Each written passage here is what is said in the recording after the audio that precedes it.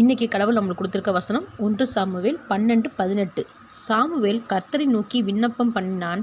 அன்றைய தினமே கர்த்தர் இடி முழக்கங்களையும் மழையையும் கட்டளையிட்டார்.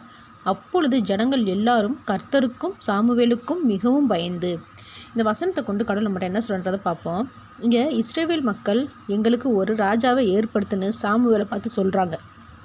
அப்போது கடவுளுக்கும் சாமுவேலுக்கும் கோவம் வருது. ஏன்னா இஸ்ரவேல் மக்கள் எல்லாத்துக்குமே இயேசு கிறிஸ்து தான் கடவுள், அவர் தான் ராஜா.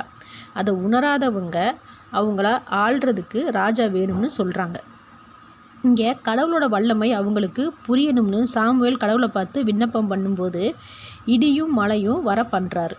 கடவுள் இடியும் மழையும் வர பண்ணுறதுக்கு முன்னாடியே சாமுவேல் உறுதியாக சொல்லுவான், நீங்கள் பண்ண தப்பு நீங்களே உணர்றதுக்கு கடவுளை பார்த்து விண்ணப்பம் பண்ணுவேன், அப்போ கடவுள் இடியும் மழையும் கட்டளையிடுவார்னு சொல்கிறான். அதே போல் கடவுள் இடியும் மழையும் வர பண்ணுவார். இங்கே சாமுவேலுக்கு எவ்வளோ நம்பிக்கை, நான் கேட்டால் கடவுள் கண்டிப்பாக செய்வார்னு ஓப்பனாக இஸ்ரேல் மக்கள் முன்னாடி சவால் விடுறான். இந்த நம்பிக்கையும் விசுவாசத்தையும் தான் கடவுள் எல்லாருக்கிட்டையும் எதிர்பார்க்குறாரு. சாமுவேல் மாதிரி நாமளும் நம்பிக்கையோட விசுவாசத்தோட எதை கேட்டாலும் அதை எவ்வளவு பெரிய விஷயமானாலும் கண்டிப்பாக நமக்கு செய்வார். அப்போ எல்லாருக்கும் கடவுள் மேலே ஒரு நம்பிக்கையும் பயமும் வரும். நம்மளை பார்க்குறவங்களுக்கும் கடவுள் நம்ம கூடவே இருக்காருன்ற பயம் கண்டிப்பாக இருக்கும். ஆமேன்.